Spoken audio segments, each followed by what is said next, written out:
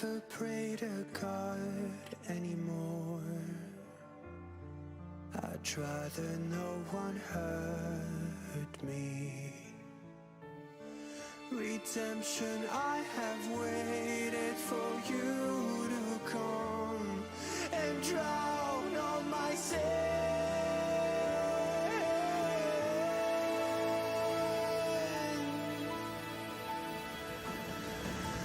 My knees are drenched in the blood I spill just to get in. When I look around me, everything I had went up in flames.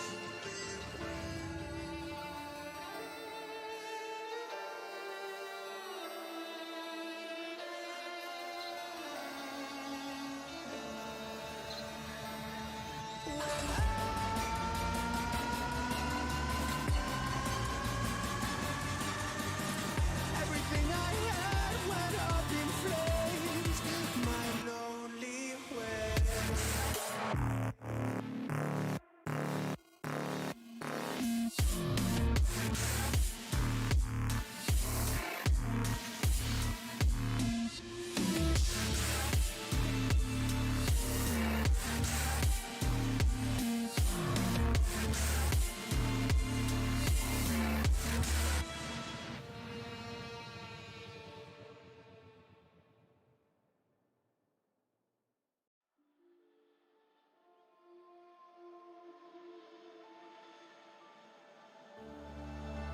I don't wanna fight anymore.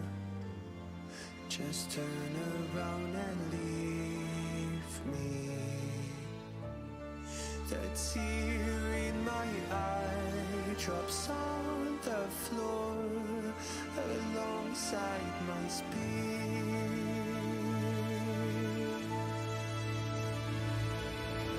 My knees are drenched in the blood I spill just to get in. When I look around me, everything I had went up in flames. My lonely way.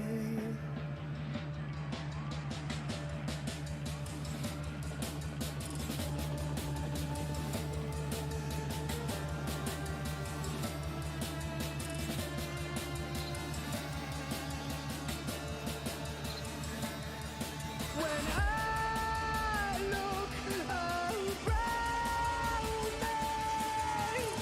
everything I had went up in flames. My lonely way.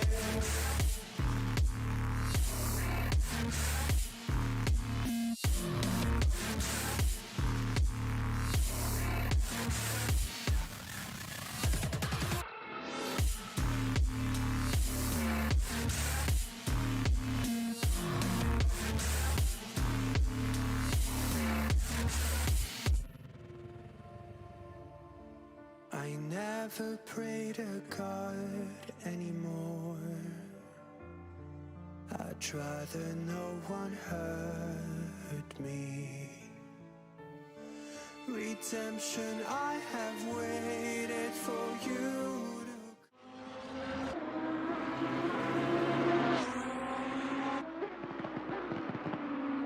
Good evening, ladies and gentlemen. Here we go. Raceface Season 4, Round 9, Grand Finals here at Spa. We're about to go and witness a race at one of my favorite race circuits out of the calendar. Spa is iconic for many people, but for me, I've had some good racing experiences here. I've watched some good races. And for our pro split tonight, this is going to be a great place for us to round it out. And of course, up for grabs, the championship is wrapped up already by Jordan Sherritt. But Keegan Masters sitting in second place at the moment. He's just a couple of points ahead of Morgan McCall and Junior McCall in third and fourth. So I'm quite keen to see how they round things up. And that means that the team championships are also up for grabs. The ATK Academy up at the top at the moment. Raceface Speed Labs in second place on 166 points. That's Jordan's team that's there. And then the G-Force Sim Racing team with Keegan Masters in it, and of course Daniel Rowe.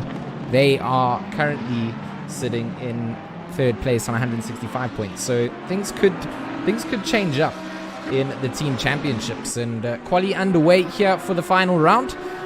As we see, there are a couple of cars in front here. I believe that the likes of Christian Deploy might be one of the leading cars here for this quali session. I think he is. We can jump on board with him for this lap out at Spa. This will be his first flying lap as he comes out onto the Kemmel Straight. Oh, roaring away. You get to hear the lovely sound of that Ferrari. Onto the brakes, he comes down into Lacombs. Tricky section, just got to manage the speed that you carry through. Then out through Mulberdy, and on the way downhill through the tricky hairpin of Brussels. He then chucks it in through the left-hander of No Name and makes his way down to, I think it used to be called Puon, but I'm not sure if it's been renamed at this point in time. But the double left-hander is where the Ladin Esports Ferrari will come around now. If you guys need a volume change, an update, just let me know how everything sounds in the chat. If you guys are here, thanks for joining us.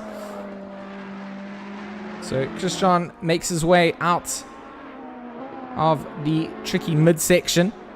And of course, it's all on the accelerator pedal as you make your way out through Stavelot and on the way down towards Blanchimore. So Christian at the moment might be the first time on the board, but plenty of cars on the timing sheet, all trying to get themselves up towards the front of the order before the 80-minute race that they've got ahead of them. A mandatory stop will be there.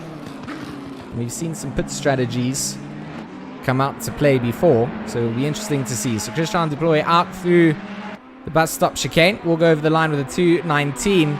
Will be immediately topped out. Johan Bego Krobler does a 2:18.4. JC Krobler with a 2:18.6. Lionel Clue, he's jumped up into third place, a 2:18.837. Coming down, Christos Besson from Retro Classic. He's up, well, he's a 10th off of Johan Bego Krobler's time, a 2:18.597 coming down. So, time starting to come through. Lots of big names still to set times. Masters, Absmeyer, McCall, Wilkin, Patterson, Van Lachenberg here as well, also going to be setting times. Out from the Black Widow Sim Racing Sloths team. I love their liveries. I always comment on them. Do you love them? Do you love them? Up at the top, Brian Lewis, Retro Neon, going to take pole position temporarily. A 2:18, almost dead, comes down for that number 101 Audi. Fantastic stuff coming out from Brian Lewis. Charles Wilkin up to party as well, as we see Lewis losing control at the top of Radio. But Wilkin up into second place, a 10th off. 2:18.183 comes down. So the team Sarko Lexus showing that he's here to play and party. A whole variety of manufacturers getting themselves into the top 10. Shout out to our chat as well. Pierre Grindeling here, Doze here, Amp is here. Good to have all you guys here. I am feeling a little bit better. Thank you guys. Has been a very tough week, but feeling back and glad to be back here for the grand finals of the GT3 Championship. Didn't want to miss this for the world. So I'm glad to be back here with you guys. So JC Krablet sitting in 5th place for Retro Rainbow. I don't really know where JC sits overall at the moment in the championship. I'll have to double check and find out. But I know that there are a couple of retro teams up in the, or drivers up in the top 10. The Slipstream Retro team currently sits in 6th in the championship. And they've got a team in 9th, the Neon team. So the Retro Racers definitely showing up with a couple of teams in the championship. And good to see everybody signing up. So where does our man Kieran Patterson find himself? Down in 10th place at the moment in that number 1, 2, 3. The Patterson Works Racing Audi out on circuit. Hasn't had the best season. And I don't think at fault of his own. Just hasn't really had the best of luck. And Kieran is a talented driver. So it would be nice to see him having a good final round. Love to see all the updates that have gone down to the tire models and things in ACC as well. I think that's changed up the way that things handle up at the front. I think it's changed the way that drivers have to put themselves on the edge of the limit. Got to be pretty cautious at this point to not make mistakes and get some consistency up there. And consistency has been the name of the game. You finish up towards the front of the order the most amount of times, you will walk away victorious. Of course, Jordan Sherritt did just that. So Kieran now coming over the line. He's 7 tenths up on this time. From 12th, jumps up to 4th place. So that's a good lap coming out from Mr. Kieran Patterson in the 1, 2, 3. Up into the top 5. Just ahead of the protagonist in the championship at the moment. In terms of the G4 Sim cars. They could take a cheeky extra position in the championship standings at the end of this race. So it'll be good to see where they slot themselves in. At the moment, they find themselves in 5th and 6th place. Brandon Kruger, the Kinetic Simworks Racing Aston Martin, currently in 10th place. So in the top 10, just ahead of Bruno Cadili. Of course, White Rabbit Gaming, my team, having a good race coming out last week. And good to see the McLarens back out here at Spa. Not quite in the top 10 just yet, but the race and the quali, two different stages entirely. And of course, you will see custom liveries going out on the White Rabbit cars. Those are designed out by Shiny ZA. I know that all the other teams have either in-house designers or people doing things. So if you do want some custom livery work done, a lot of cool liveries out there. One of the cool cars, this Ladin Esports Ferrari. I do love this. Look at Christian Deploy exiting out. It's a beautiful livery. The black, the white, the detailing of orange.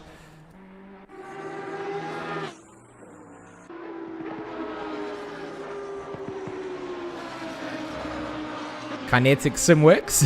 Yeah, it's new. I mean, that looks stunning on this Lamborghini, the 222 of Bernard King. You've seen these Lamborghinis also starting to party up. Really cool to see the different tweaks that Kunos has made to different cars. It really has changed the way that the field is kind of situated. You'll remember during a big part of 2020, Porsches for days, Porsche Cup it felt like. And right now, whole variety of other cars other than Porsches after they were tweaked down. At the end of the day, sim racers are gamers by heart. You want to drive in something that gives you the best competitive advantage, and that's the way that metas work in all normal, esports. So it's no different in sim racing, and always cool to see how Kunos can affect the way that grids are formed up. So Bernard King, he's going to cross the line, not going to be up on his time. Bruno Cadili is up on his time. Coming down into bus stop, the 788. Half a second off the likes of Brian Lewis at the moment, but will come out over the line. Jumps up to 3rd place ahead of Junior McCall. So a great lap coming out from Bruno. Finds a little bit of extra to put himself ahead of Junior. Junior, half a second off on his previous best time. So that is not going to be good enough to beat Bruno at the moment. He's going to have another couple shots. 7 minutes 50 left on the clock. We are in qualifying for the final round here of the Raceface Season 4 GT3 series, powered by Raceface and Black Ribbon Simulations. Always good to be able to round out the season and say it's been fantastic. Massive shout out to all our drivers. Massive shout out to our viewers who have joined up week in, week out And, of course, the sponsors getting behind this. If you guys haven't checked them out, go and slap a like on their social medias. Go and have a browse of their stores, especially the Black Ribbon Simulation stuff. Plenty of good places to put things on Christmas presents, on wish lists, should I say, for Christmas presents. I know that I've made a little wish list if you guys do want to find it. I won't send it out. It's hidden. You have to find it out there. So 3/10 up is Johan Bego Krabler in one of those Resource Complete powered Team Tryhard Racing Lamborghinis, the number 15. He's had a good season as well. I think that the Lambos have, in general, while I was talking about Junior McCalls, they have had a good sort of run coming into things. And out here, 33 degrees on track, temperature, perfect conditions, 2/10 up, coming down into the Fagnus. And he makes his way down towards campus. That right-hander can make or break that lap time. And, right now, an extra 10th granted Bego Krabler's way. The number 15 murdering apexes, finding 10s as he goes. 6 minutes left on that quali clock as he makes his way out towards Blanchimore. I love this part of the circuit. Flat, wild, steer in, hope, feel it stick, grip up, and then onto the anchors for the bus stop. So many potential overtaking places. The track is made of elevation. It just ticks off all the boxes of the places to be. And out through bus stop, an extra 10, 4/10 up. This is a good time. Is this pole position? It is pole position for Johan Bego Krabler. What a lap coming out at 2:18, almost dead. I mean, I'm proud. I've got goosebumps for Johan Bego Krabler at this point in time. Brian Lewis will be out to attack once again. He's dead on up on his lap time at the moment. Needs to find 300ths of a second to get pole position. This is not going to be it. He's going to stay in second place. He's actually going to peel off, get himself back to the pits because he needs to make some adjustments. They got 5 minutes. The pit lane is so long. Got to get out there, get round, get another lap in. Aurelia's time Wilkin up into third place here for Sarko, the number 255. What a good going they're doing. Mr. Wilkin. He's had some ups and downs in the season. I think we can all agree to that. But I gotta give props out that the man still comes back. Gets has to eat a little bit of dirt sometimes. Needs to serve up what he needs to serve up. But when he does come out to play, he's there. He did also win out the Toyota Esports Challenge WRC event that I did in the year. Took home a nice hefty paycheck for that. Ahead of one of my teammates, Bruno Kadili there. Also competed in it. So hopefully next year, 2021, lots of cool things come down. Not just on the GT3 grip side. I'm looking forward to more rally events. I know that Raceface does do some rally stuff. So maybe we can do some, I don't know, highlighted, broadcasted things. There's a lot to play for. Right now, Johan Bego Krabler up in pole position in that number 15. Hunted down by Wilkin, Kadili and McCall. They're all out on circuit. Lewis is staying in the pits at the moment. So we have to see if he is indeed exiting out on the pits. He is. I saw the pit lap disappear. Junior McCall is not as tight. Daniel Rowe, 4/10 up at the moment into the bus stop. This is an interesting position for him because this could now be pole position. Half a second. Daniel Rowe. This is going to be pole. He's going to go over the line. It is pole. Daniel Rowe, G4 Sim now up at the top. They need this. They need to have a good race. They are in contention for, I think it's third place. Second place. Yeah, they want second place. They're 2 points behind Jordan's team. Jordan's not here, so this could actually give them second place there. And ATK is also only on 180 points at the moment. So good finishes coming out from Daniel and from Masters. With maybe the McCalls falling down the order, could give them maybe a championship victory here for the team side of things. So, ooh, spicy. I like spicy. Bego Krabler, he doesn't like spicy. He's out on the track again. He's going to chase down. He's only got almost 0.004 of a second to find. Almost nothing. Find that by chucking out some of the spit that you build up in your mouth from smiling while you're going around the race circuit. I find that when I go go-karting, my mouth hurts the next day because I spend the whole time smiling. Same with my bike. I have all the dirt stuck in my teeth. Spend the entire time smiling. So Wilkin 2/10 up.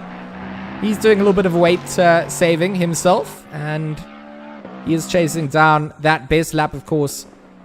He's done a 2:18.090. 2:17.9 from Daniel Rowe. I mean, breaking into the 2:18s. It is going to be a great race out here. I cannot wait to see when everybody has to line up on the grid. Green flags wave and we go actual racing. The hot lap qualifying side of things. One small little point in the picture. Eau Rouge Radio to start. We've seen it go badly before. I'm hoping we have a clean start. We've had some great races out here with Raceface, and the drivers have been just showing top level skill throughout the series. A couple of hiccups here and there. It happens. It's racing. We forget, we forgive, we move on. But the whole field has just empowered and improved, and it's been so good to see. It's what I've wanted in sim racing since the very start, is to get involved somehow and help watch our scene grow. And I think being able to sit in this comms box and spend a lot of time just watching races with drivers is such a blessing for me. Get to witness exactly what I want to see. And Brandon Kruger now up a 10th. Quali 30 seconds out from being overs for the session.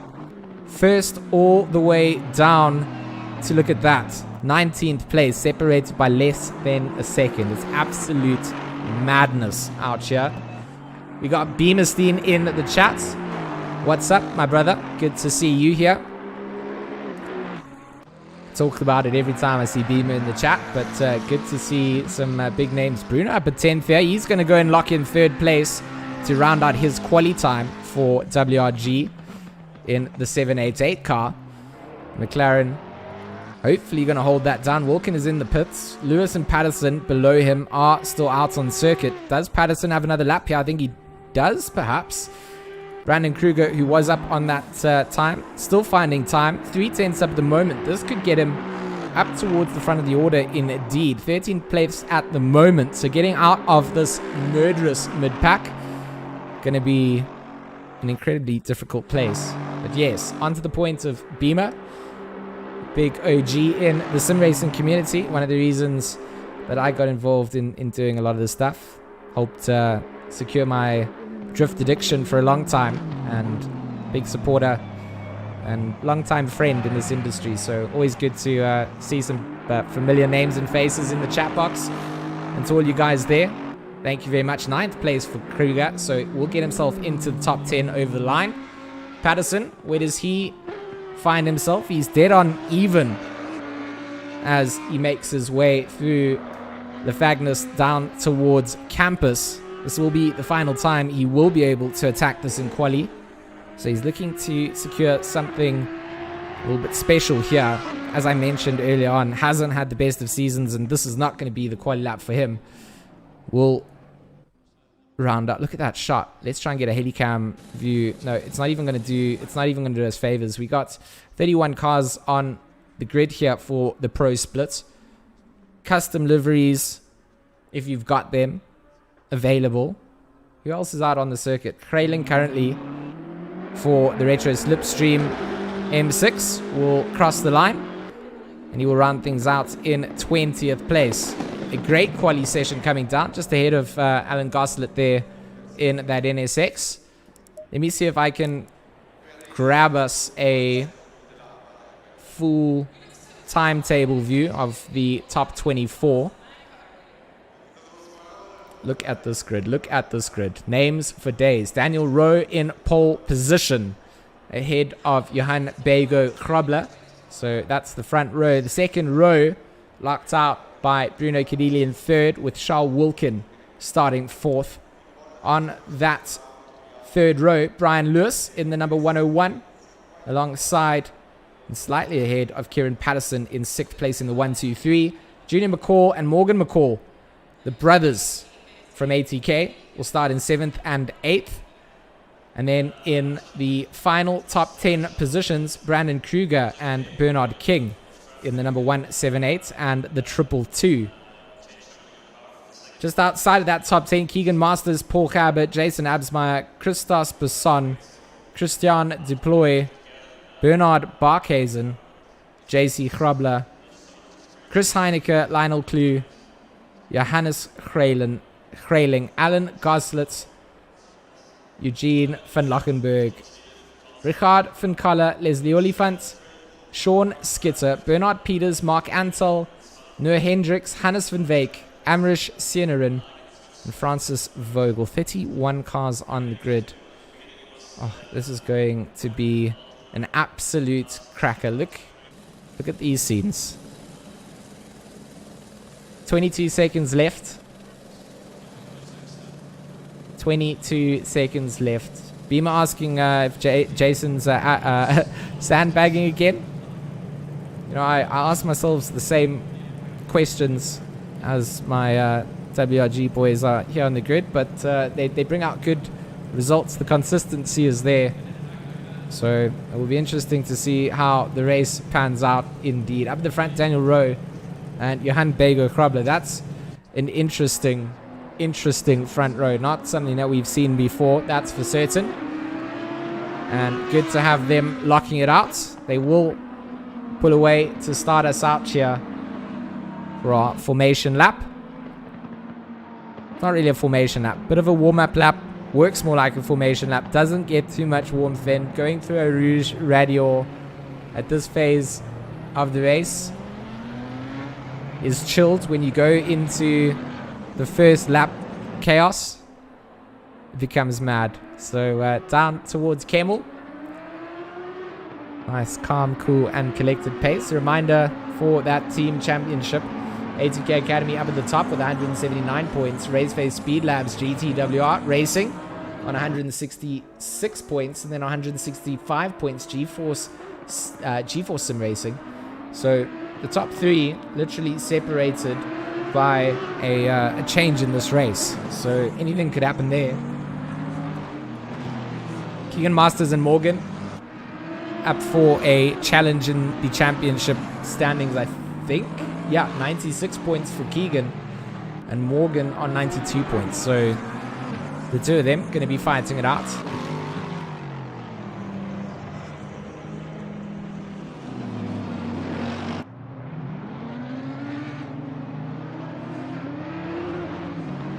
Noor just giving me some top tips here of how we can scroll down holding down tab.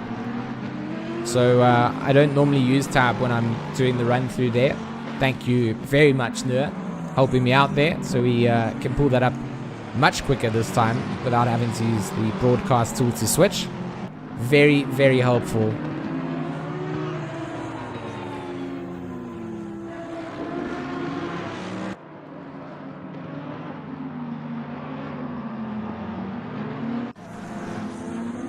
Oh, look at this. Look at this. This is the sight that we want to see. I love GT3 racing. I love the tin tops. I've been loving ACC since the very beginning. Chris Heineke from Ghostworks Racing. Alan Goslitz, the lonely NSX. I mentioned him at the end of quali. Good to have him back here. Met him in the project cars 2 days. He was very dominant there. So good to see him over here in a car that is not picked very often, that NSX. Joined late in the season, so hopefully when the new season registrations open in the new year, we'll see everybody jumping in again. We certainly are getting very powerful grids in the Raceface.Pro splits.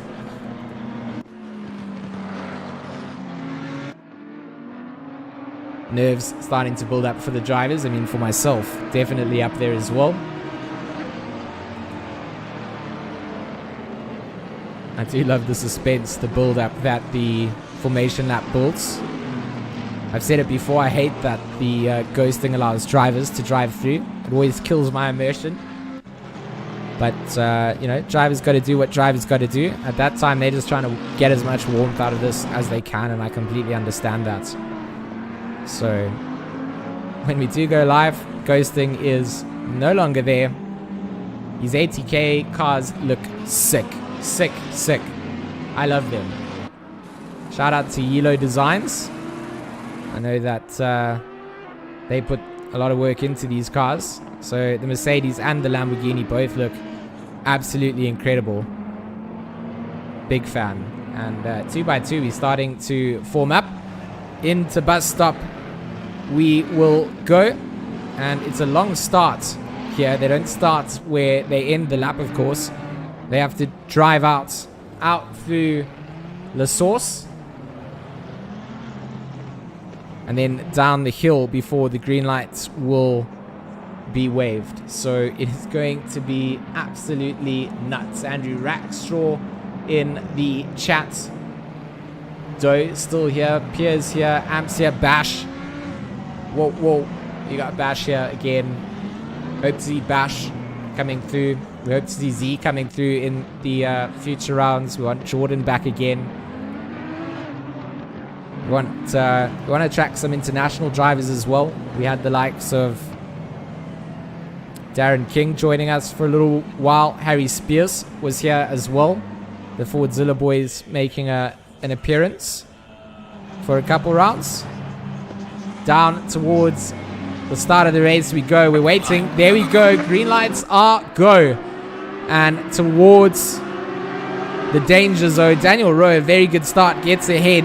We'll be able to defend out through the mid-pack. Are we going to be able to catch any chaos if there is chaos? It looks relatively clean as I jump back down through a couple of cars here. We're just trying to see. It does look like everybody did get through there successfully. Up at the front, Daniel Rowe, Bego Krobler. And it looks like Bruno getting themselves across tidily. Is that the likes of JC Krobler in the mid-pack making a good run? He's comfortably in through the chicane. We're still going 2 cars wide through the mid-pack, waiting for the timing sheet to update itself here. And finally it does. So Daniel Rowe up towards the front of it. Charles Wilkin being hunted down by Junior McCall. Where's Morgan in all of this? Morgan down to 8th place.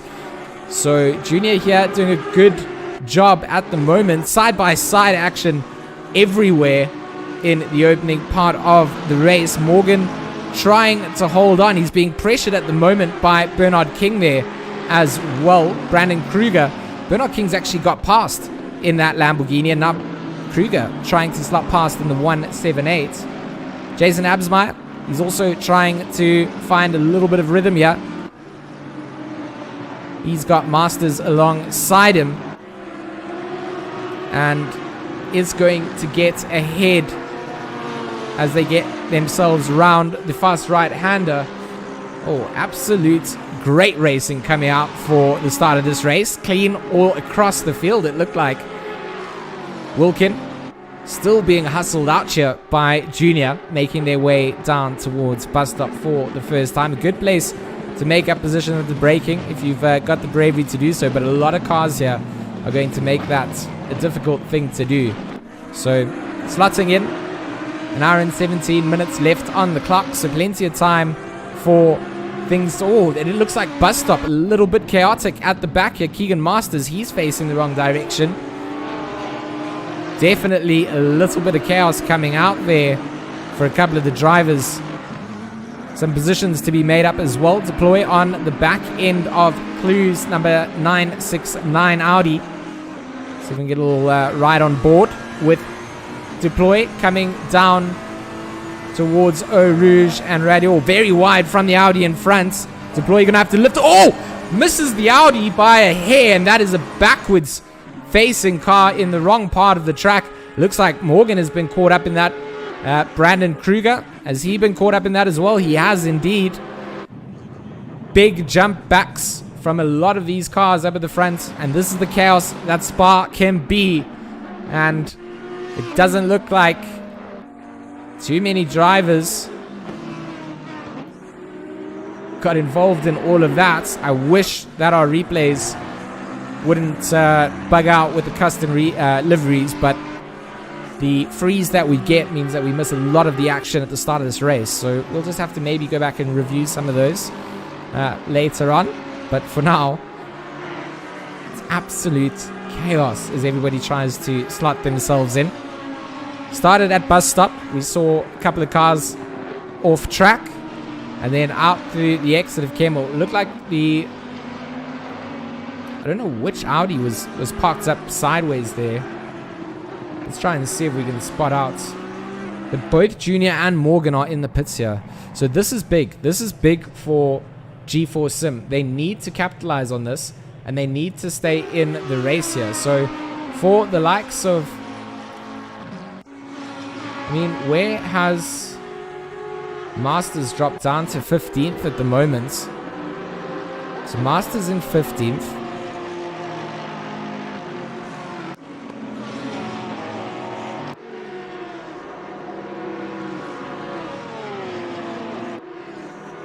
He's going to have a big race here to capitalize on this. Daniel Rowe, I mean, he's currently in first, so that's okay for them at this point.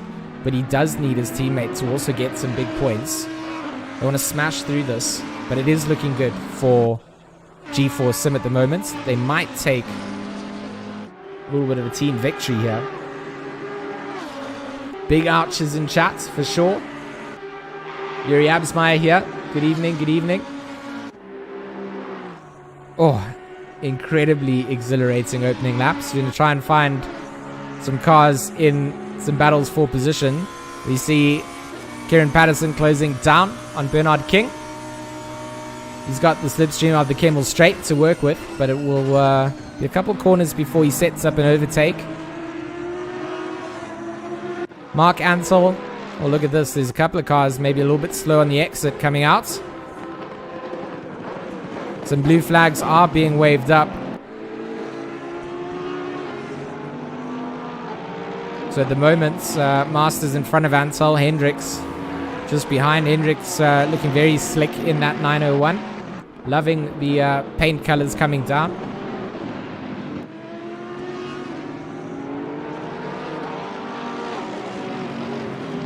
Certainly all just trying to keep it neat and tidy. Peters being pressured here by Masters. Where does Masters want to go? Maybe a little look on the outside if the door gets left open. Peters going to be very much aware that he's got a whole train of cars behind him. So the pressure going to build up. The Bentley going to have to stay defensive. You can make the car wide, but Masters just edging as close as he can, trying to force the mistake out. Maybe down into bus stop. Gonna have a ability to get alongside. If you can carry some momentum out through the double right-hander here, and then into Blanchimore. He has fallen off the pace a little bit as Masters to the back of Peters, so he's not gonna be able to have a look into bus stop. Ansel behind in that Porsche also. I mean, a little Porsche manufacturer battle there, 14th and 15th. Don't think he's going to be able to have a look yet. No, he's not. Let's go and see what's happening up with King and Patterson. Patterson is closing down. If he is going to have a little look, it's probably going to be up at the end of Kemmel. Wants to carry as much speed as he can. Does Kieran through Eau Rouge. Does he keep it pinned? Oh, no! It's gone very bad for Kieran. He's bounced off the wall. He's back on track. Jason Absmeyer will get by. Oh, I've given him most certainly the commentator's curses of all commentators' curses. The onboard. I panicked. The sound in my voice was the panic. Kieran Patterson off the wall. He's going to have picked up some damage there for sure. And see the back end. That's the worst part. The damage. Look how damaged he is. Patterson might need a toe back.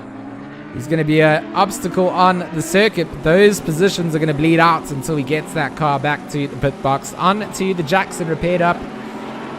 The battle coming down for 13th. Peters and Masters still is the one that is on our timing sheets. Pierre Grindeling, my spotter throughout the season in chat. Big shout out to him. He's helped me keep a track of the battles going down. Right now, SRC trying to hold out against G4 Sim. You see Patterson in front of them. Does he get involved in this in any way? He is trying to still take the apex. Oh, and he's lost it again. He needs to get that car out of here. Oh, and he's got a collision with Antel now. This is what you don't want to see. The Retro Slipstream 111. That's negligence. That car should never be driving around at that on the racing lines here. If the back end is so damaged up, Kieran wants to get it back. I think there's circumstances where that car should be allowed to be towed back. He cannot impact a race like that in Antel. Retro Slipstream guys. Not having what they wanted there at all. The 111 now damaged up. Some front aero, I think. Clue and Christian Deploy. Mr. Krassi, his gaming nickname. You see it on his car. We get to talk about the Loudon Esports Ferrari a lot. Oh, that number 23 looks good. He's on the back end of that 969. I'm sure that he is very much looking forward to getting himself into the GT3 Evo for the next season. At the moment, these guys still having to stick out to the old versions of their cars. The Mercedes and the Ferrari, of course, were updated in the latest DLC from Kunos. So there are the GT3 Evo versions available of both those cars.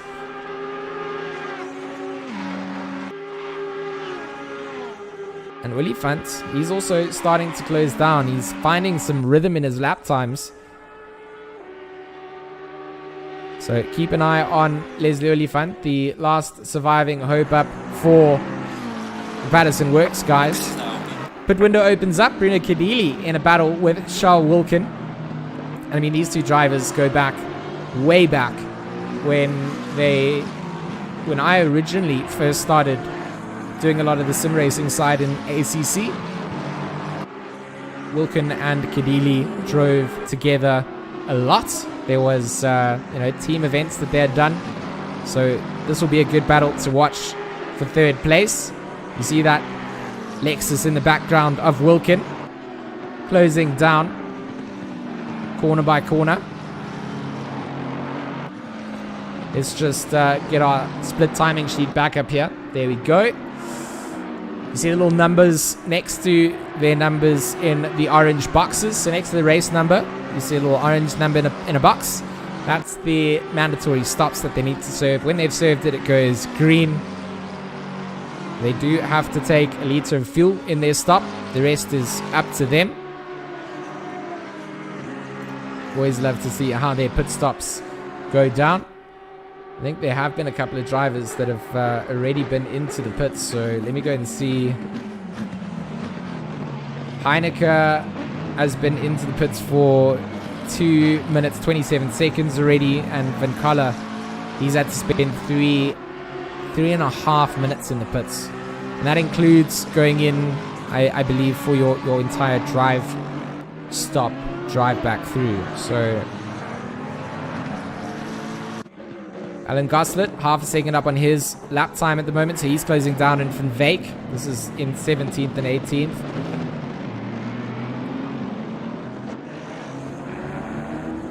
Timing sheets will go mad as cars pass the cars in the pits, or the live timing sheet, should I say. It does look like Bruno still doing a good job to just hold off Wilkin. Almost got that gap up to a second. The Lexus gonna have to work a little bit harder if he wants to catch up to the lone two McLarens. Of course, Jason and Bruno rocking those.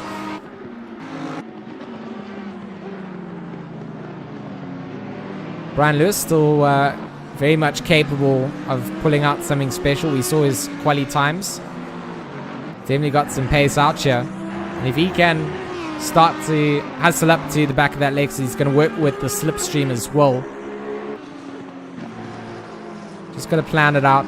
Make sure that you've set yourselves up for the entire duration of this race. It's not the first 30 minutes that counts. It certainly means that you have to have a good opener. I'm not throwing that away, but the first 30 minutes, you can't just race it hard, destroy your tires, and not have a a close to the race. So for these guys, it's all about preparing for what happens in the next 45 minutes. Where do you plan your pit? Where do you go in? You know, Leslie Oliphant, he's currently in a lot of fresh air. That's a place that you want to be in. You want to stay like this. Whereas behind him, Van Lachenberg, he's now got Masters starting to put some pressure on. Masters, he now has the ability to go into the pits if he wants to, if he gets caught up in traffic. We know that he probably doesn't want to do that. He wants to get through as much of this traffic as possible before he goes into the pits. So there's a couple of different strategies that go down, I suppose, between all the drivers on the grid. It's all going to be a factor. JC Grabler in the 213. He's going to go and serve his mandatory stop. Has Kieran Patterson managed to get that car repaired? I wonder. He's had to spend 2 minutes 38 seconds getting it repaired. He's now going to come out in a midst of strange places, strange cars. If he wants to unlap himself, he's going to have to be safe at doing so. It's always the back foot that you don't want to be on. It's going to be a tough race for the Patterson Works number 1, 2, 3. His teammate Leslie in 10th. He is having that good run that he wants to have. If Van Lachenberg and Masters do close down on each other, that will give him plenty of time to be able to catch up to deploy. I think that Oliphant has the consistency and the pace to get himself away from this 10th position spot. So I think just mark down the number 187 as someone to keep an eye out on.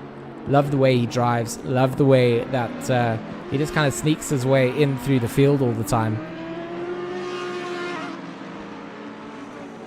Just hoping he has a good race here at Spa for the final round. Season 4 almost completely wrapped up. I can't believe how quick it's got. Big shout out to Black Ribbon Simulations and of course Resource Complete, our sponsors. To Bats Hugo, the man behind making this all work, and our steward team that puts time and effort into making sure that the races are kept accountable for dirty habits. I know that sometimes going into Discord, that can be a spicy episode in itself. Some back and forth, a bit of banter. We don't mind having a little narrative to play with. You know that when they get out on circuit, they have to be clean, no aggression, no revenge. You serve your bans, and you get a bit of egg on your face in doing so. So they know that out here, it's where you finish clean. And Lewis and Wilkin certainly going to be something to keep an eye out on, because this is getting close between the two of them. Jump to the wrong camera angle, one of the front splitter of Lewis's number 101 Retro Neon Audi. We get to appreciate some of the elevation in this view, I suppose. See, as we come down the hill into the dip. Oh, look at that. Eau Rouge up to Radio. We're just trying to keep it absolutely pinned and stay in the slip. Kemmel get to test the top speed, and this is where you're always cautious with your wing. You don't want to be too safe for Eau Rouge and Radio, because you'll lose a lot of top end on the straights. And Kemmel is a long straight, so when you do lose out there, you lose out big time. A small little mistake at Eau Rouge or Radio though, and you've compromised Kemmel entirely anyway.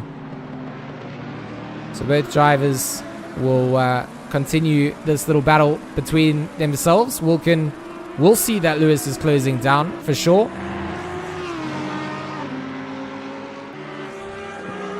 Deploy does look like he's also catching up to Clue here. And we've seen this 969 Audi defend before. It's not a surprise. If I see that happen again, absolutely no surprise if I see that happen again.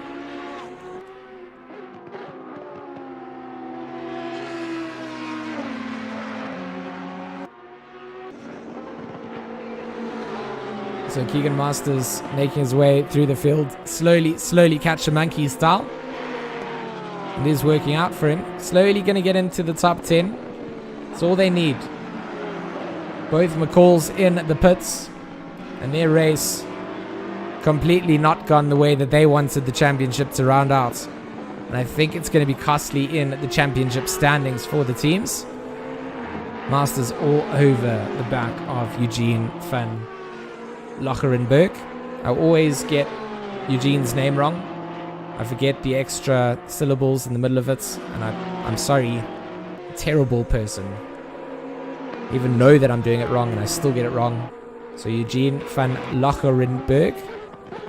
I'll say it till I get it semi-right, and then it might still be wrong. But he's going to have a big defense against Masters. Masters, of course, real-life race driver. We love having him in the series. If you haven't followed him on Instagram, I'll give him a cheeky plug. Good good person to follow if you like some local racing. Or he's going to go side by side into La Source. He will get the move done on the M6 under braking.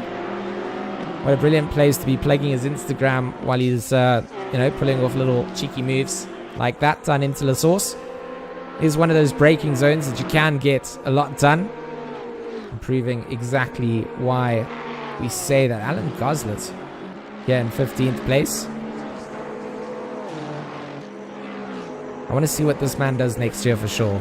Maybe not this season. This might not be his season. But when he puts time and effort into something, I promise you, someone to keep an eye out on in the future. Wilken and Kadili, they're getting close again according to the timing sheets. Half a second. Oh no, it's Wilken and Lewis that are getting closer together. That is my bad. Team Sarko. Good representation coming out. Mr. Dylan Hall. Done some cool things with him before. I know he does some broadcasted races and commentary as well for his community. So great to have Sarko having some representation in the Raceface series. And I love the view from the back wing. So loud, the Lexus. Van Veek on Hendricks as well.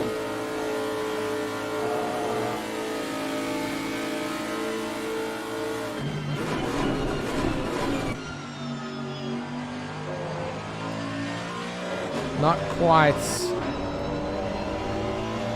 as close just yet. They were there. They dropped off a little bit.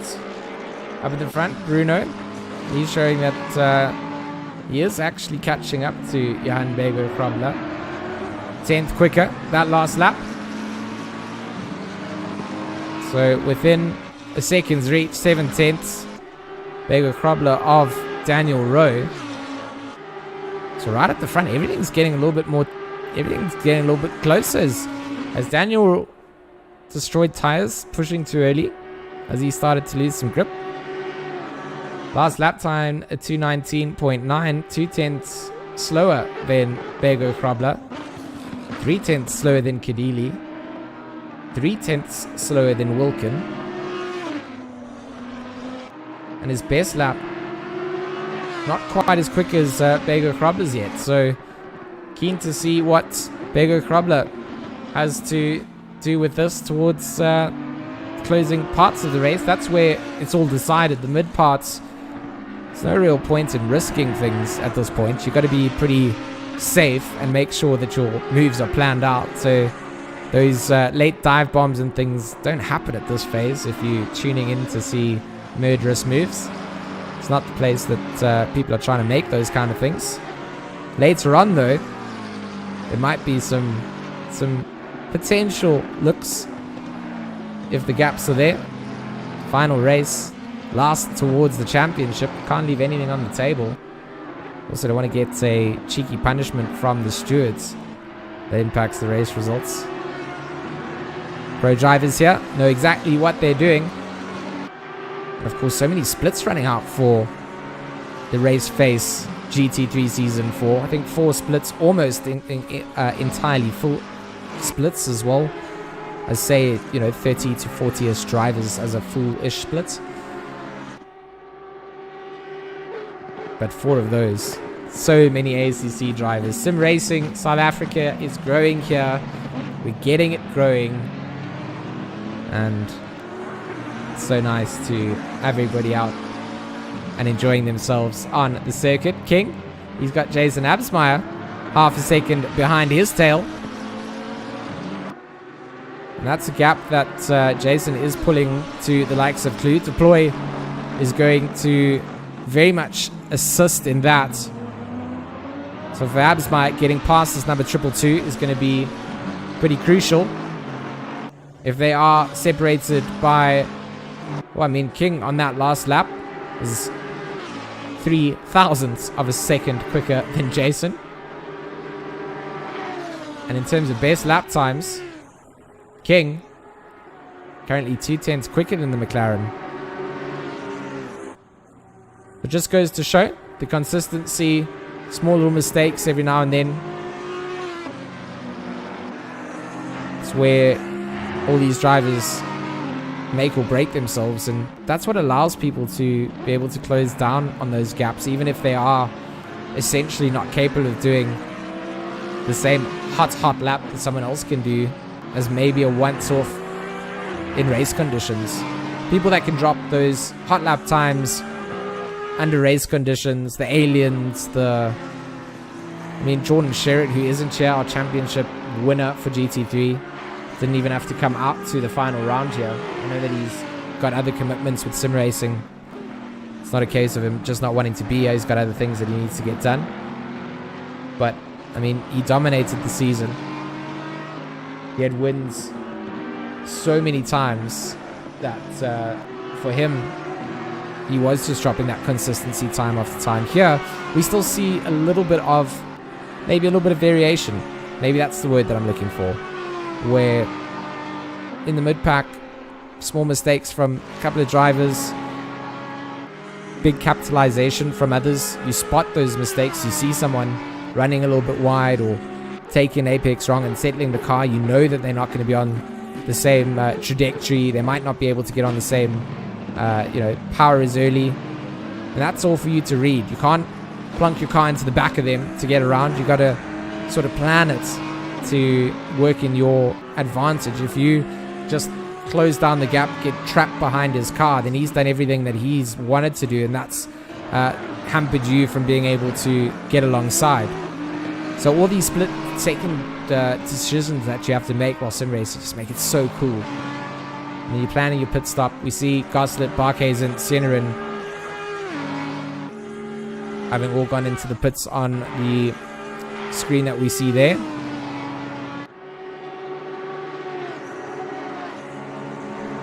Little look-see at our top 24. Should I say 25? 31 drivers started, 25 survive. You don't have to be a mathematician to realize that we have dropped in numbers, and of course, the nature of racing. Some guys refuse to continue to drive around after they've gone back to repair damage. They just don't want to come out laps behind and try and make their way back through. And I think that's entirely fair if the championship allows it. If the championship doesn't allow returning to pits to wait things out, you have to finish out a round regardless. That's a different story, but it's free choice for people to do what they want to do. But for our drivers that all show up and make this all possible, a big thank you again. Final round here. We've got a little bit of a break, and then the 6 hour of Medal State coming out, or Spa, held by Medal State and ASUS, as well as Raceface, takes place on Sunday. So I'm stoked to cast that. Starts at, I think, lunchtime at 12 o'clock. We'll end by 6. So plenty of time to go and watch Carte Blanche and the Sunday night movie when we're done. Very much looking forward to coming and spending 6 hours here. Driver swaps, teams, big names. I don't even know how many cars we've got entered at the moment, or teams. I did know, I forgot, it was climbing. Registrations got extended for more teams to enter. Prize money on the table. Wilkin and Lewis getting close. They've got Bruno as well, very, very close to them. Look at this. Rear splitter of Wilkin tells the story.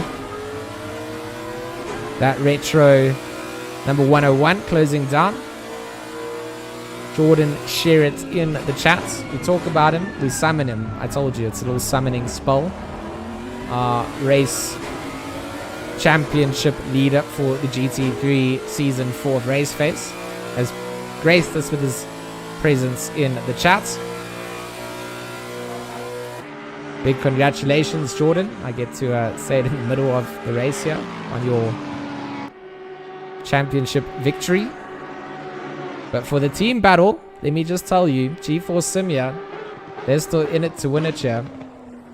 I think that they're going to jump 80k to take home the team championship title.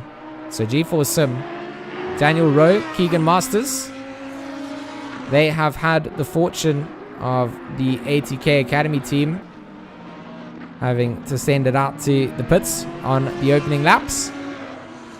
Now they just got to nurse it all the way home. Wilkin and Lewis still half a second between them. And they're just trying to hang into that slip of Kedili. Hendricks and Grayling, they're also having a little side-by-side action down into the combs. It will be round at the outside that Grayling will have to keep himself.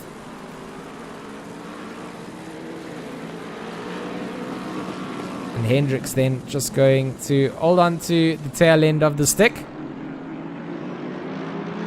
Going to be in a little bit of dirty air as well. Part of the track that you can get unsettled in, no name. Got to be careful not to get track limits there. Drive through penalties. Costly adventures. Especially at Spa. You start off at the start of the pit lane and you just drive for days. Oh, look at Lewis. Look at Lewis. He is definitely starting to find some rhythm and some extra pace somewhere. And Wilkin having to go very defensive. He's going to see this. Brian Lewis. Down towards the source. All these braking zones for the follow car. Very important when you are chasing down a leader. You've got to be the one to be extending the braking zones and looking for those micro tenths, hundreds and thousandths. Whatever you can milk out, you got to milk it. And then here for Kemmel, just got to hug into the back end. Let's see if the Helicam shows us if that slipstream is working out for Lewis. Might also not have the downforce. Or have too much downforce, should I say, compared to the Lexus. It might just not have the top end to get it done here. But then if he has murdered out the downforce and he's gone for the grip, he has to make sure that through the mid-sector at Spa, he gets those attacks planned up. So otherwise he will just sit behind Wilkin. I feel like Lewis does have a little bit more pace at this stage. Oh, it's a good exit for Lewis. Bad exit for Wilkin. Wilkin going to put himself on to the inside line for the double right-hander. Is going to stay defensive. The cutback from Lewis, is it there? He's going to try it. Wilkin, a little bit oversteery. On the exit of No Name, punishes him out. Then struggles with some understeer in the mid part of Puan, but will stay ahead. So does put his Lexus in the right place. Lewis will have to attack this again. This is exactly where, if Lewis doesn't have the top end but feels more comfortable, this is where he needs to get it done.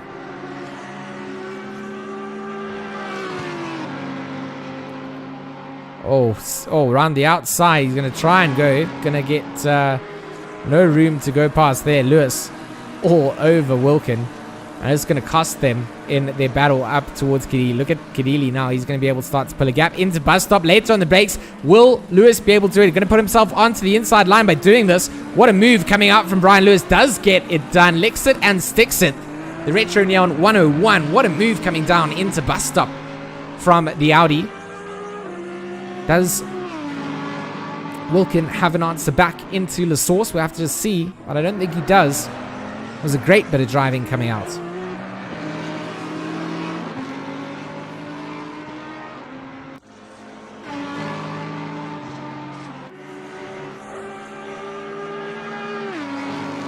Later on the brakes, round the outside, all the things you want to see. Bernard King, Jason Absmeyer.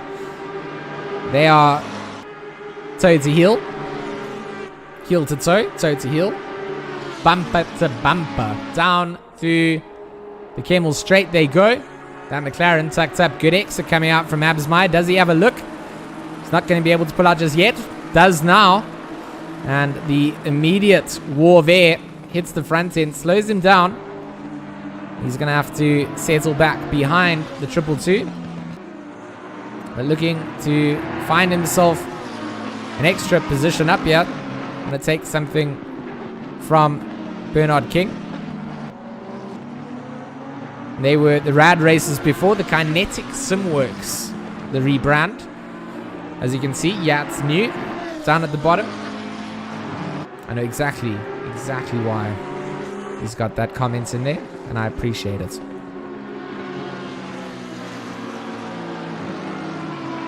I mean, all the drivers could actually send me secret messages from their team names.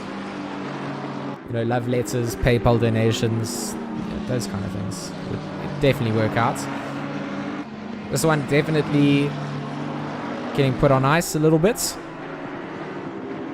as King certainly pulls a car length or two as they come out of Stavelot and on the way down to Blanchimore. We did want to keep an eye out on Daniel Rowe. We wanted to see where Johan Bego-Krobler was. And right now, Bego-Krobler is potentially under a little bit of pressure from Bruno. 788 McLaren. Going to make life difficult for the Italian number 15. And that's going to work out into Rowe's hands if they start to scuffle out. Lewis, after getting past Wilkin, look at that, definitely was being held back. Look at the pace that he started to bring out. We saw what he's done in qualifying. He's also had some very surprisingly, or not surprisingly, but just surprising great finishes to races at points. He's had some disappointing ones. He's had some good freak, great race paces, quali paces. An overall good driver to just keep an eye out on. Keen to see what Brian does. I think similar to maybe an Arno Versace story to pull from the same sort of team of where they both based out at Retro. Arno Versace, when he got that rhythm and that consistency, absolutely madman on the circuit now. And he did struggle with it a little bit. Always had the hot lap pace, just dialed in that consistency now. I think that's where Lewis will find himself being competitive. Olifants. Is he catching up here? No, that's one of the team tryhard Aston Martins behind. I think that's Vogel. Is it not Vogel? The 105? I think it's Vogel. Yeah, it is. So that's Vogel behind Absmeyer. He's down in 22nd place. So he's trying to unlap himself at this. Oh! There's King. King's made the mistake. And that's allowed Absmeyer through. So Absmeyer up into 6th place. That would have been at the exit of, I guess, Campus. Between Campus and Stavelot. Little mistake from the Lamborghini, and immediately overtaken by Vogel as well. So Vogel will unlap himself. Our leader into, or 2nd place position into the pits. Bego-Krobler will go and start serving out the pit stops. I feel like early pit stops in the season have been a good way to go. We'll be glad to see where this one ends up for Bego-Krobler. He is going in early. Bernard King has gone in, I think, after that mistake through Stavelot. Good call to go in. Wasn't going to lose too much. Already lost the positions that he was defending against. So for him to go in, not a bad decision. Daniel Rowe will then still stay out. Kedili stays out. Lewis stays out. Wilkins stays out. Absmeyer will stay out. So that will shift things up on the timing sheet. Clue Deploy, Goslet, and Ansel, they've all gone into the pits from 15th to 19th. That little bubble, the pit bubble. Basson going to join them, so he's also going to add to those drivers going into the pits. A lot of drivers will probably come in here. It's an 80-minute race, so around the 40-minute mark, a halfway stop. A lot of people do that. Some push it more for a 3/4 mark stop. A couple have incidents and have to go in for the first quarter, but then you're driving on tires that you have to make last really well. You might not even be taking tires here tonight. I think a lot of the drivers are trying to make them last as long as they can. So a good variety of strategies are going to decide things. And Lewis on Kadili, another battle that I certainly want to see how that plays out. Both talented drivers. We know where my bias sits. But as a shoutcaster, there's no bias when it comes out to an actual battle on track. Two great drivers, Lewis and Kadili. I like to see where it goes. And we saw what Lewis did to Wilkin here at the bus stop before. Played the late braking game and caught him off guard. So Bruno, good call coming out. Goes into the pits. Doesn't want to deal with any of this pressure. Rowe will go in. And Kadili and Lewis will then stay out. I think this actually benefits him. I mean, his pure pace that he's getting in this mid-phase of the race. If he stays out up at the front in fresh air, might work out for him if the leader and second, third place come out caught up in traffic. So for him, the known is that he has fresh air at this point. What's unknown is where he would come out if he goes into the pits. So for the drivers that have gone into... Thank you for the update, crew chief. So halfway in, we see those pit stops. Look at those pit stops now going down. Absmeier is going to stay out. He's going to go for a little bit of a longer stint. Krayling going to stay out as well.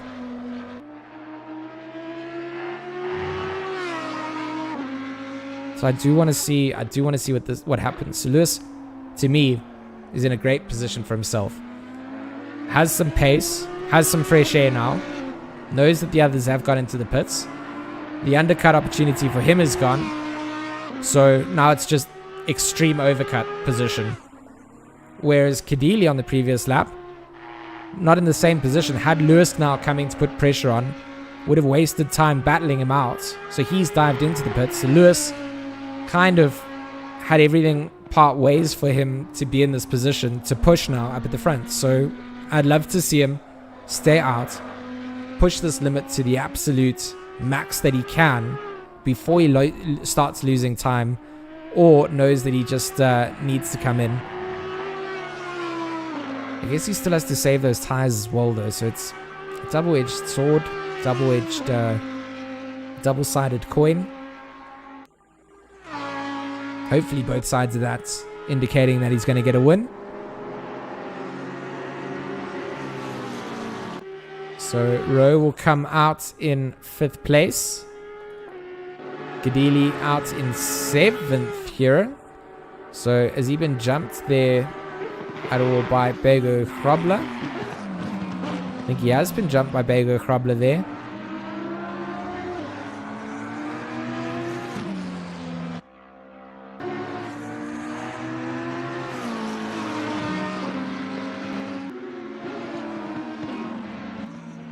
I mean, not really jumped. I mean, they were in 2nd and 3rd place.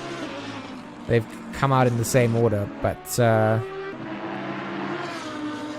bit more breathing room this time for Bego Hrobler.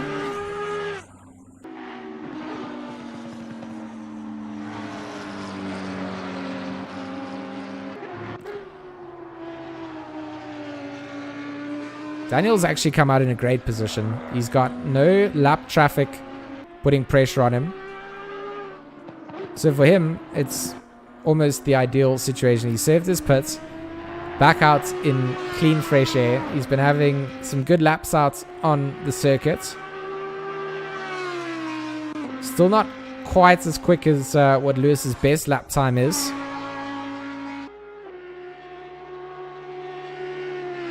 But right now, Lewis isn't benefiting staying out because the likes of Rowe has come out in that clean traffic. So it's just something to consider, you know.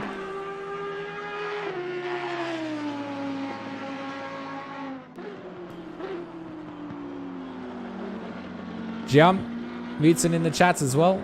Thanks for the well wishes. Been a bit of a tough week, but good to be here with you guys. Darren Pience, good to have you here as well, sir. Nua, as always, giving some chats while driving. I absolutely love it. Why just sim race when you can sim race and support the stream and add to the comment section as well? I mean, what more can I ask for? Proud sim dad. No, Hendrix, doing it all. Multitasking at its finest.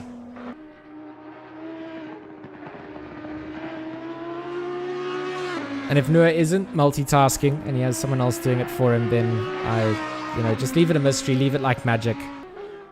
The real magic is not the actual magic. It's not the illusion. It's that someone cared enough to create an illusion for you. I got that from, I think it was actually a Lil Dicky wedding video. So Lil Dicky's like real YouTube profile. He did this cool wedding video. So credits out to where that saying came from. I'd never heard it before. That's a good definition. So Lewis doesn't extend that stint too much. He is going to go into the pits. Maybe for him it's a fuel requirement was lighter fueled. Maybe that's why some of the pace could come down. But he is going to go into the pits. Where does Mr. Rowe come out? So I mean, it's such a long stop here at Spa. You've got a long drive through the pit lane. You've got a long stop if you are changing some tires. Even throwing some fuel in can cost you some time out there. For a lot of drivers, maybe the splash and dash, the way that they want to go, get in and out of the pits as quick as possible. You don't want to get a speeding penalty in there. Drive through there is, we talked about it before. Track limits and getting that, not great. So Lewis will only start coming down the back end of the second part of the pit exit. Rowe will be coming down through the source.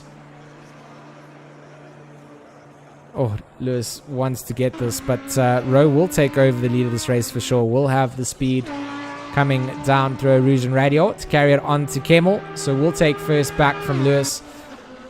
Where does Beggar Krobler come out? Where does Kadili come out, though? That's the question. Lewis stayed out a little bit longer than them. So Lewis now out onto the loud pedal and will come out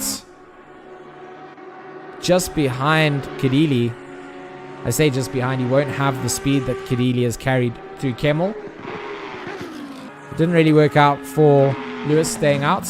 Didn't win, didn't lose in that picture. Absmeyer, though,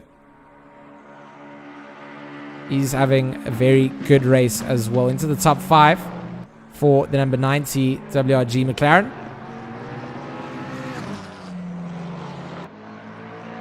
Trying to get the car up to temperature again. Lewis will be kind of getting his car up to that place at this point.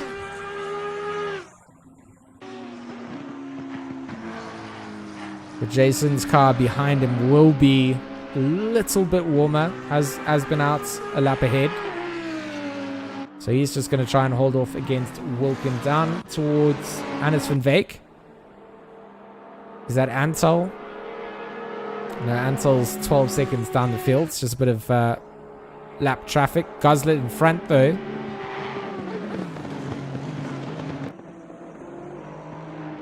Goslet has gone past Van Veek, it looked like, in the timing sheets. So I'm not sure where they came in and out, but that has changed up a slight bit. So pit stops coming down. 32 minutes left of the race to go. Closing 30 minutes. Again, this is not where it starts to get uber close and exciting. This is where you're still cool, calm, and collected, taking it to the last 10 minutes where your push, if you're in within half a second of someone, that push needs to start, maybe even from 12 minutes in. Start to really get aggressive, start to make sure that you've explored every avenue before that checkered flag. With 30 minutes to go, we're going to take a ride on board with Leslie Oliphant for a couple of minutes. Let's just get on board with him.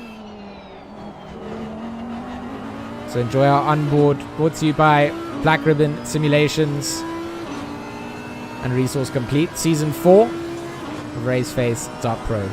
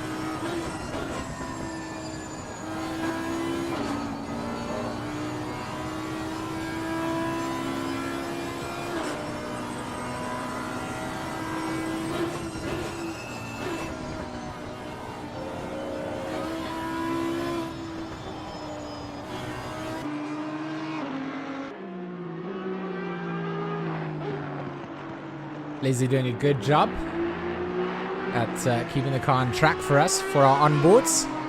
Big shout out to Black Ribbon Simulations and Resource Complete for partnering up with us.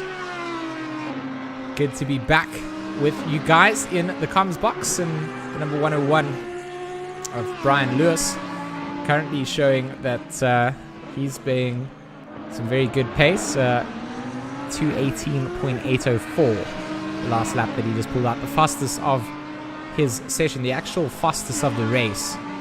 That's absolutely disgusting from Brian Lewis. 218.8 race pace. Apparently the leader, Daniel Rowe, 219, almost dead. So that's 2/10 quicker.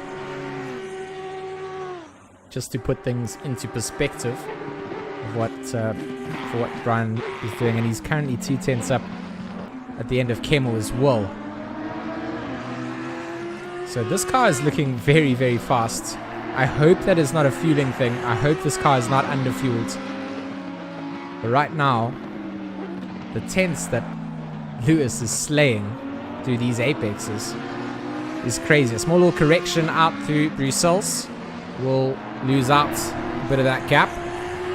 A lot of curb taken through No Name as well, but a good run nonetheless. Does recover. I'm just keeping an eye on this because these lap times are, I mean, this potentially at 218.6 if things were to end out as it is. And you can see Kadili on the back end of Bego Kroble in front of him. So our leaders up at the front. This is starting to heat up. 25 minutes to go. Said the push isn't going to be there until the very end. This is certainly starting to brew to be a great three-way battle for those spots on the podium. This will all work into Daniel Rowe's hands. Just bear in mind, because these three, they are not going to work together here to catch up to the leader. It's what we always say they need to do. They won't. They're race drivers. They want to fight out. Lewis, he's going to have a look. Is he going to have a look? He looked like he was going to put a nose. He's just trying to get into the wing mirrors of that 788. And Bruno just focusing on trying to attack at Bego Kroble in front.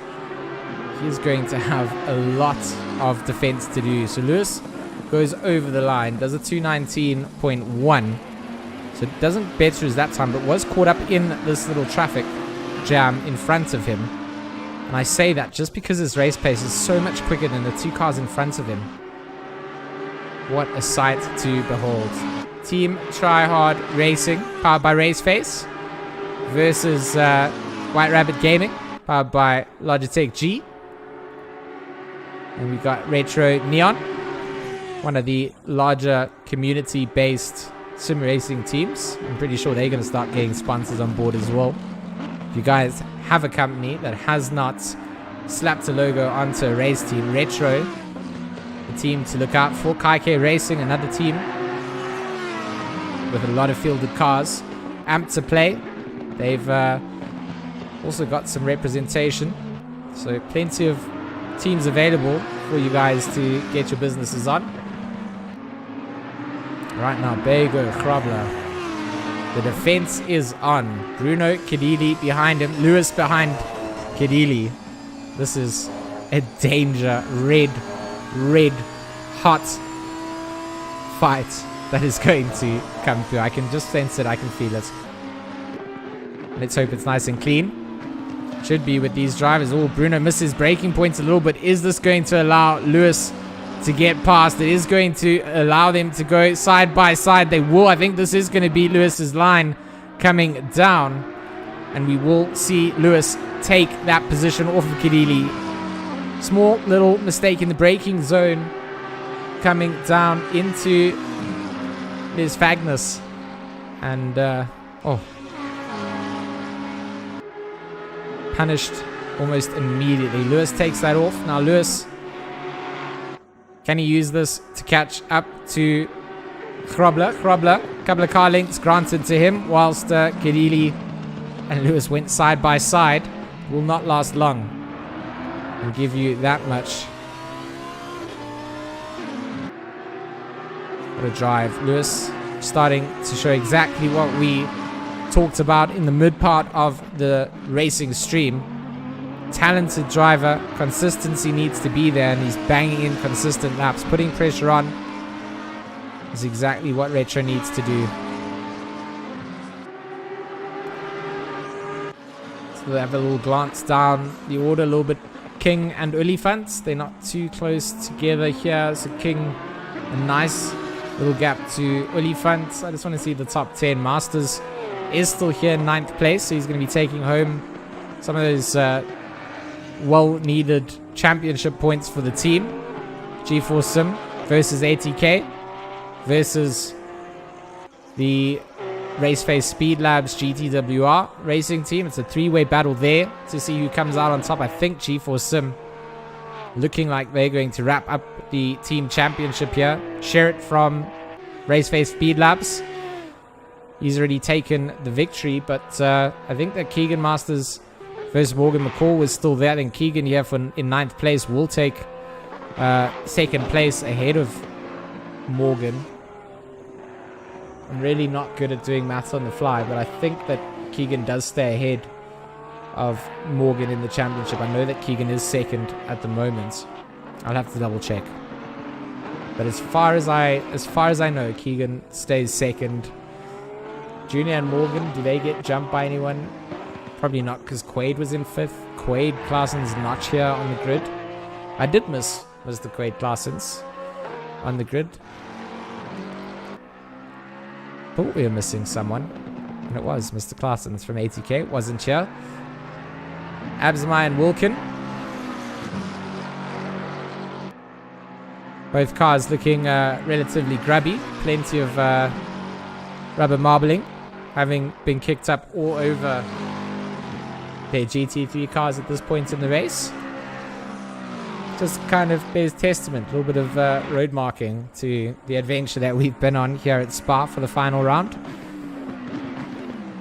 20 minutes, 20 seconds on the clock.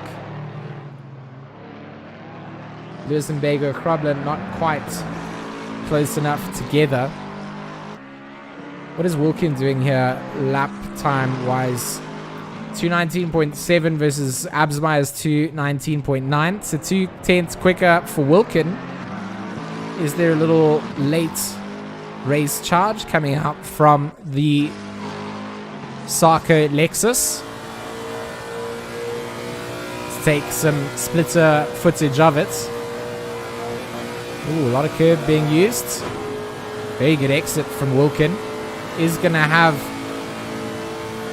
Jason down the straight. Where does he go? He will go around the outside. We'll be able to pass down the straight.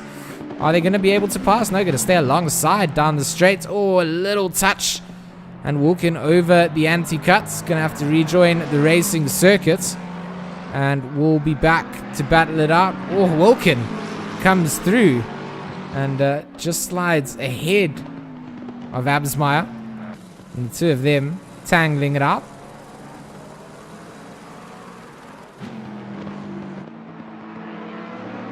I mean, Wilkin managed to get the car back on track pretty decently. I mean, did he gain the advantage? They were alongside before the corner. They came alongside out of the corner. Not sure. Seemed pretty fair to me in terms of where they came out. A little bit of rubbing. They gave each other some room. But Wilkins' last lap did look like he was on a bit of a charge. Bego Krabler and Lewis. Ooh, that is starting to definitely rear its head up. Look at this. Lewis half a second behind down into the bus. It was less than half a second for sure. That's a late update. It's like 2/10 at this time. Does he go around the outsides but on the inside? Bego Krabler going to go defensive. That's going to cost him a bit of time. They're on the exit through bus stop. Is it? Not too much. Lewis hasn't really managed to do too much. The inside line going to be defended. This is going to give him a good look at this. This is going to be a great run for Lewis coming down to a Rouge. That Lamborghini did manage to go through that inside line very neatly though. I must admit, I thought that Lewis was going to carry a little bit more speed, but it is actually Bego Krabler that comes out on top of that. Jumped to the wrong rear cam. I wanted to go to the Lamborghini. Certainly surprised me. I thought that Lewis would have the run coming down. But good defense coming out from Bego Krabler. He's going to have to defend hot for the entire phase here. And that's going to allow Kadili to catch back up to this. You can see that McLaren in the background is trying to get back involved for sure. Brussels. But be careful not to get understeery out and leave the inside open. Bego Krobler's done just that. Nice, neat and tidy exit out through No Name as well. Look at Lewis. He's all over the racetrack. He's just trying to show a nose where he can. Very wide from Bego Krobler. Is this going to allow the inside line from Lewis? I think it is. They are going to go alongside out through Puan and down into the braking zone of Les Fagnis. It will allow Bego Krobler that inside line. Or sorry, he's going to be forced to the outside. Inside goes Brian Lewis, and Bego Krobler, big mistake from him. That's going to allow Kadili to also cut back in and see if he can try and take something off of that Lamborghini ahead. But Brian Lewis getting the move done. He's got through this. Van Veek gets a drive-through penalty in the midst of all the action there as well. We see that little TT flag pop up here. Bego Krobler losing that position out to Lewis. Good pressure coming out from Lewis. He put it on from the get-go. And a small mistake again to do the same sector that he took that position off the McLaren. Lewis will get the move done. So Retro Neon up into second place. And behind them, Bego Krobler in that third place on the podium for now. But Bruno Kadili is right on the back end. Front splitter cam, we go on the drive down into the braking zone of La Source. Where does Bruno try and get himself again? Trying to just take a little bit of a wider line, try and carry some more speed down. But that very inside apex that Lamborghini has really works out for Bego Krobler. And it gives him that space up towards the top of Eau Rouge, where it negates a little bit of the slipstream effect from what would be gained from the McLaren. They're all going to be darting down, trying to break slip from one another. But the slipstream will be there for them all. 15 minutes of racing remain. And this up at the front of the order. This is what we like to see. This is the racing that I enjoy. And very soon, or if not already, tires are going to be screaming for grip. You're going to be pushing to the very end. So Lewis, having got both those moves done on both these drivers, does still continue to check out. So he does have so much pace at the moment. He's 2 tenths up on that previous best lap. So this could be the 2:18.6 from Lewis. Past the traffic in front of him. Exactly what he needs to. And Bego Krobler has settled. I mean, it's not an easy thing to do. Bunch of cars, small mistake, you've lost the position, you've had to rescuffle to stay ahead, and then you've got to just keep your eyes on the tarmac, not worry about your mirrors, stick to your own braking zones, and just stick to what you do best. And Bego Krobler doing exactly that. And number 15 here, holding on.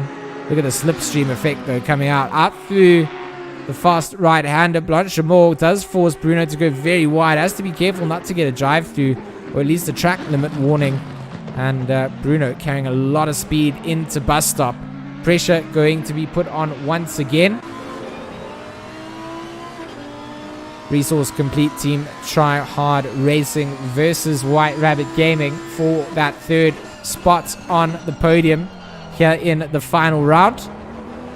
Lovely liveries designed out here on both these cars, so we get to showcase some of the custom liveries. The reason that we allow them in this anyway.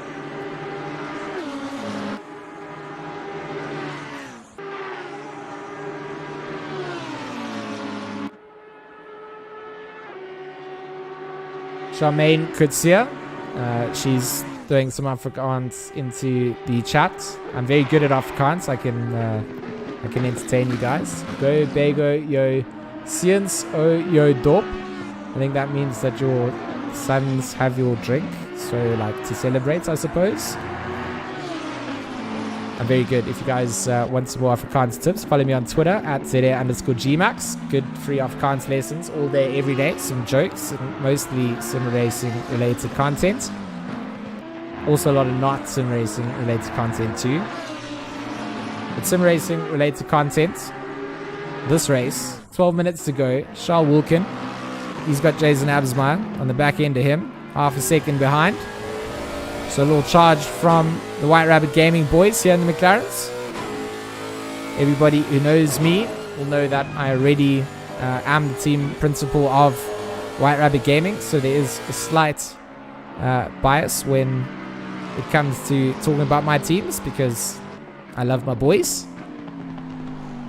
But we give everybody love here, and I just love to see some good racing out on the circuit. So the Kinetic Sim Racing, SimWorks Racing team, I love the fact that they've rebranded themselves. I know that they were the Rad Racers before. I much prefer the new name, and I love their paint job as well. If you're a fan of some pinks and purples, here they are. Bernard King having a good season out. 10 minutes to go. Van Veek having to serve that drive-through penalty down here. BWR Scorpions. Look at this. It's a driver shame down a very long pit road at Spa. Look at this. Bega Krabler though, and Bruno Kadili. Still to the very end they go. Bega Krabler still defends. And down to the line, this one will go for sure. For sure, down to the line.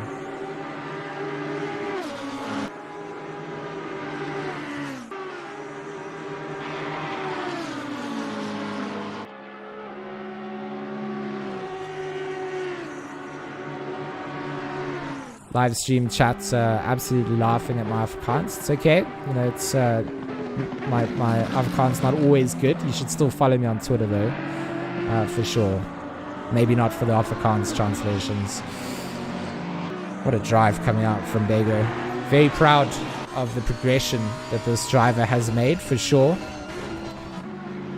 And for a lot of the field too. I mean, I feel non-ashamed just admitting at some of our team chats just at how people have, really pulled up their socks and started to put in some big times. You can't just show up on the night and put in a lap time. Even if you are up at the top, you have to be putting in practice and effort and grinding out, and everybody's doing that, so it just kind of drives the entire competitive nature. Our skill set has increased, the driving levels have improved, and it's just been a super season. Really loved it out. Can't believe we only have 9 minutes remaining of it, and then GT3 Season 4 is done. Can't believe we're going on to Season 5 for Raceface as well. Absolutely nuts to see the growth. If you guys haven't joined us on the Raceface platforms, we do cool things. We do racing things, ACC mainly, but maybe some other things as well in the new year. New year, new me. I'm looking forward to changing it up with some stuff as well. I really want to do some dirt commentary as well, so hopefully we can get some of that stuff going, even if it's just post-race stuff. But this man, Mr. Wilkin, did some good rally for the Toyota esports competition. He raced out against Bruno, raced out against Jason. Alric Enslin was there. We miss Ulti from all these races as well. Look at Bruno and Baby Krabler. Still just... we'll just drive like this the entire duration of the race. They're going to have separation anxiety by the end of this.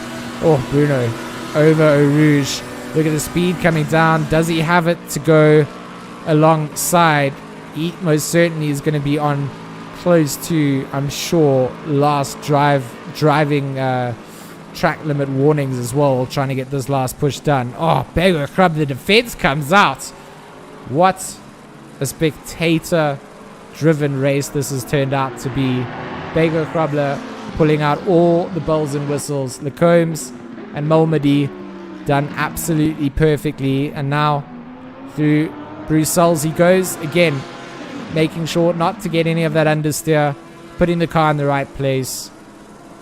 It's an absolutely incredible drive from this Lamborghini. I don't want to take anything away from Daniel Rowe, Brian Lewis, but this little battle for third place, I mean, this is being fought for. This is, whoever gets this at the line, this is well deserved. Wilkin and Absmeyer, they're also now 0.4 of a second between one another. Not going to be a battle for a podium spot, but it's certainly for the points and for the pride. Final round. We got to wait a long time before we go for another GT3s. I'm kidding. We've got the Medal State 6 hour coming up on Sunday. I'll be broadcasting that from 12 till 6 hours of comms. Should be good. Hopefully going to get a couple of people that want to do some interviews involved, some drivers that want to do or want to come and talk a little bit of rubbish on the stream with me, maybe give me some better Afrikaans lessons live. Sunday, keep it open. We have massive teams, massive drivers, international drivers as well. Team Fordzilla has entered up. If you haven't seen them dominating over in Europe, you certainly need to tune in to Sunday and see how our local boys face up against the international talents. And it is open to international, so that's cool as well. Bego Krabler, 6 minutes to go on the clock. Can he defend off against Bruno here? He's done a good job so far. I feel like he can. It's going to take a small mistake at this stage or something massive from Bruno to come through. And the push is there. You know that both these drivers are sweating at their sim racing rigs. Round the outside, round the inside. Bego Krabler forcing that McLaren all around the Kemmel Straight. And now it's a good run from the McLaren in coming through Lecombs and Malmedy. But with that Lamborghini put on the racing line, time in, time out, it's forcing Bruno to have to become creative. He has to try and find a way round on the outside, and that has not been available. It's not possible. The track limits, the track isn't wide enough. It's just not there. You have to get something done. You need to try and find something on the braking zone. We saw what Lewis did here. It was the braking zone coming down into the chicane. Tried to go around the outside to put himself on the inside line for the exit. But I think that card has been played. I mean, Lewis has done it to both of them. They both know where they should be putting themselves, and neither of them are allowing that opportunity to really be there. And Bego Krabler through this closing third sector, just look at him. 3 car lengths coming out through Stavelot on the way down to Blanchimore to round out the lap. They come to bus stop. So it's this closing phase that really makes it up for Bego, because for him, he knows that if he just stays ahead through that mid part of the track where he's feeling the pressure a little bit. Oh, does he get late onto the brakes through bus stop? Has definitely defended the inside line hard. Has this allowed something coming up into La Source? He's going to go defensive again, inside line. He's taken this almost every single lap we've seen him defend, and it's worked out for him each time. That get off and go of the Lamborghini is just there as well. I think there's a bit of ballast to talk about too. I mean, at the moment, Bruno running with 20 kgs and Jason with 25, so they obviously picked up that winner's ballast. So that's a lot to consider in this sort of racing environment, and that's the whole point of the ballast, is to make it like this, that the drivers have to fight for every position that comes down. You get a win, you get some ballast added on for the next race, and it's been like that throughout the season. It's been tweaked from the previous season, and it just goes to show that it really makes for some exciting racing. And Bego Krabler is holding on to this. 2 minutes 50 seconds left on the clock. Daniel Rowe leads out. Let's just do a little run through of this. Daniel Rowe in first place. Second place for Brian Lewis and Retro Neon. In third with Bego Krabler, Kadili. Wilkin in fifth. Absmeyer sixth. King seventh. Olifant eighth. Ninth for Clue and Masters rounding out the top 10. The rest of the order you guys can see on the left side. We are certainly keeping a focus on what has turned out to be a little 25-minute battle. They have not left each other's sides. They've kept this neat and tidy. That's been a great, great final round so far. Lionel Clue and Keegan Masters, they're also close together. 3/10 between them. Then we have a look at the chat here as well. Paul Gerber defend. Baby, you can do it. Yeah, at least Bego not drinking and driving. I'm sure he has no time to even sip hydrational fluids at this point. He's sitting there. Leader on the final lap. This is it. This is the push. So Clue and Masters, they fight it out. Wilkin and Absmeyer, they fight it out. That ballast, of course, for Absmeyer. He's going to try and find something special to get past in front there. Bego, Krabla, and Kidili. Oh. Spicy, spicy, spicy all the way down to the checkered flag. That's the way we like it. Doe is losing his mind in the chat. Come on, Bego. 2 more to go. Archlord 13. Oh, Lewis being cheered for in the chat. My sexy bae, you go girl. I think I should add a grr to the end of that. I'll just add a taste for grr regardless. Daniel Rowe on the final lap. We have to switch to him for sure. I mean, I know that there's battles all across, but we have to give Daniel Rowe a little bit of seat time here, because I think the G4 Sim team is going to take the team championship with this. And out to No Name for the last time. The bright blue Audi will be seen. I feel sad. I mean, the last time I get to see these cars for this week, and then this weekend I get to see them on Sunday. I guess they're all going to be probably painted differently. No custom liveries allowed for the Sunday endurance. It causes big issues with stutter and things for when they do driver swaps. So if you guys do like the custom liveries, they are mainly only available for our single driver series. But I am keen to see the standard paint jobs come out. The creativity needs to flow, as has Daniel Rowe's pace here today. Base lap at 219.044, almost at 219 dead. Hasn't been the quickest of the race by a mile at all. He's been beaten out by the likes of Lewis for top times. He's been beaten up by Bego Krabla in terms of top times. But he will come out to bus stop ahead of all of those drivers, and across the line he will go. He needed to do this. He needed to do something big for his team. And Daniel Rowe takes home a victory here in the final round at Spa. The number 43 over the line, flashes the lights, and I know the excitement will be reigning, and I'm pretty sure they've taken home the team championship as well. Brian Lewis will cross the line in second place for Retro Neon. Bego Krabla will defend all the way to the podium, taking home third for Resource Complete Team Try Hard Racing. And then just outside of the podiums, Bruno Kidili in fourth, Charles Wilkin in fifth, Jason Absmeyer in sixth. A great race between the two of them down to the line as well. Bernard King will take home seventh for Kinetic Simworks. Leslie Oliphant in eighth place for Patterson Works Racing. They needed some good racing, and they did get into the top 10 here. Lionel Clue. Oh, they are going to fight down to the line. Has he been robbed by Masters to the line? He has. Masters will finish ahead in ninth place, and Clue will get 10 to wrap out the top 10, and then Grayling will be wrapping out at the bus stop. So, I mean, that was a beautiful bit of driving from Masters. Robbed Clue at the line, takes home ninth. Grayling over in 11th. Let's just pull up the timing sheets for everybody. A couple of cars will be finishing a little bit later than everybody else. Grayling in 11th, Van Lachenberg 12th. Deploy 13th, Ansel 14th, Goslet 15th, Van Veek 16th, 17th for Sienna, and 18th for Patterson.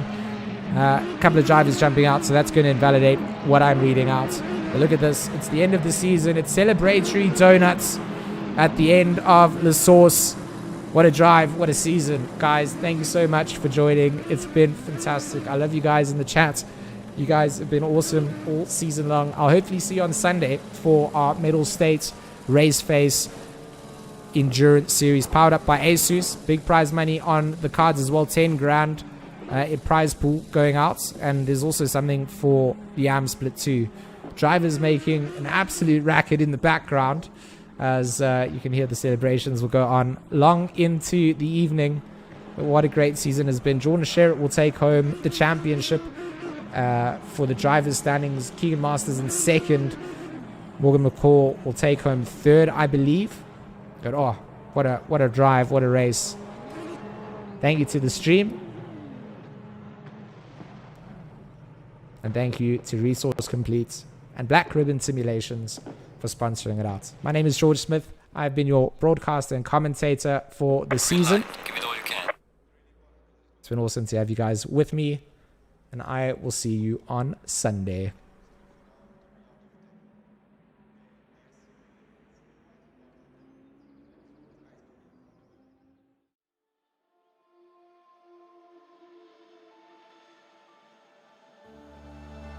I don't wanna fight anymore. Just turn around and leave me. The tear in my eye drops on the floor alongside my speech.